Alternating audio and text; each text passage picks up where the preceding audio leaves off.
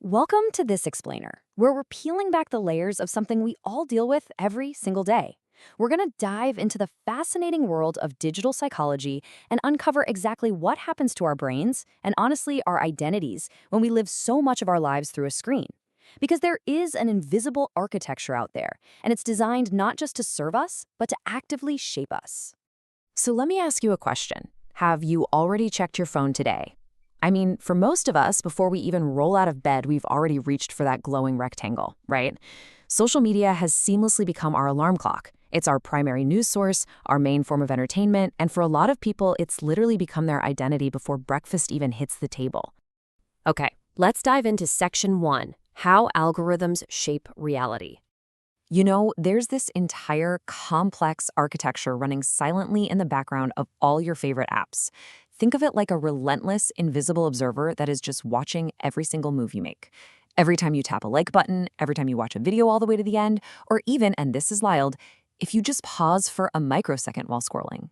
That hesitation, it's cataloged as a data point.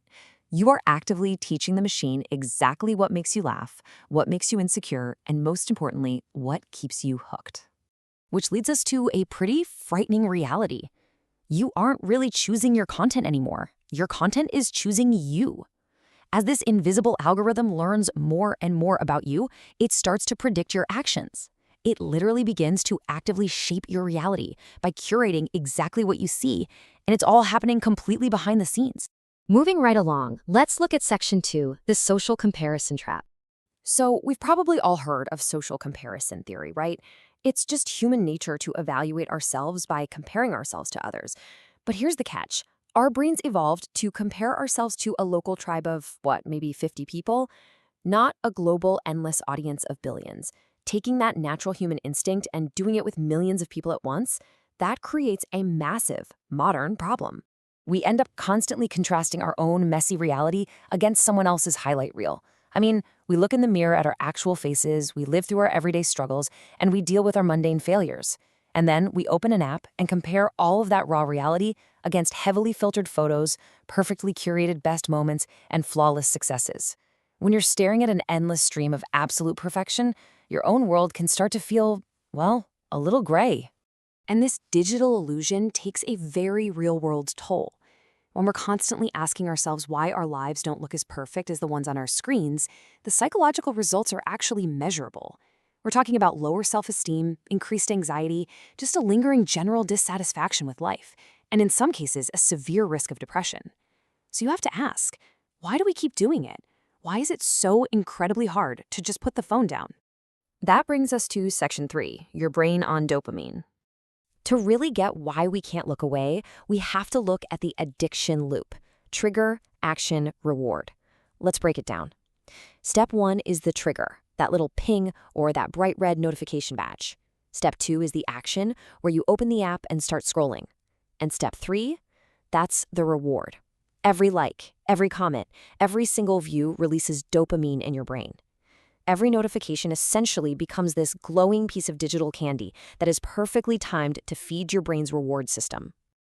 And because of that precise neurochemistry, your brain constantly craves more. It is literally like carrying a tiny slot machine right in your pocket.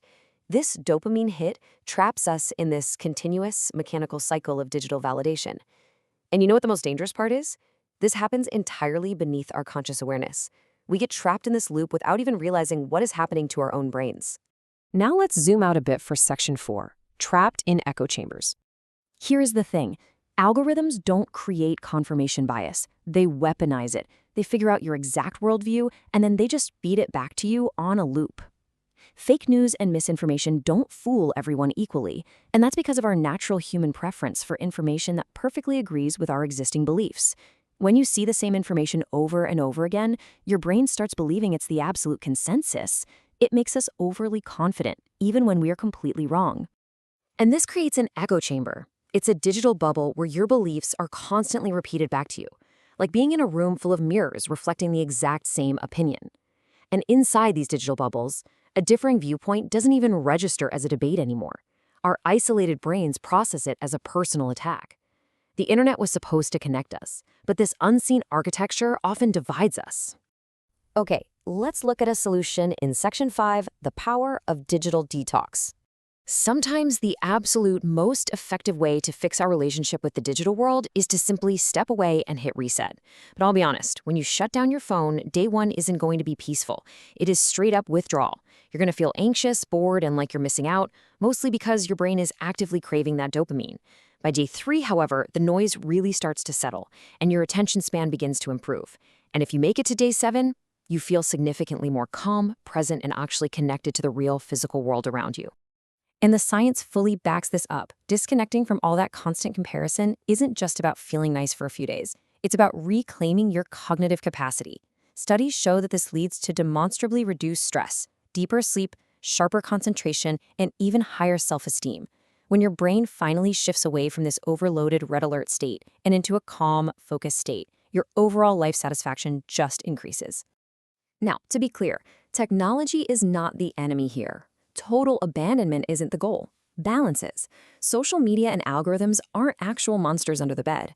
The problem only starts when technology controls us instead of us controlling it. We have to proactively take back agency over our habits and our focus. We need to learn how to use these incredibly powerful tools without losing ourselves inside them. Which brings us to this really powerful thought directly from the source material we're covering today. Your attention is valuable. Protect it.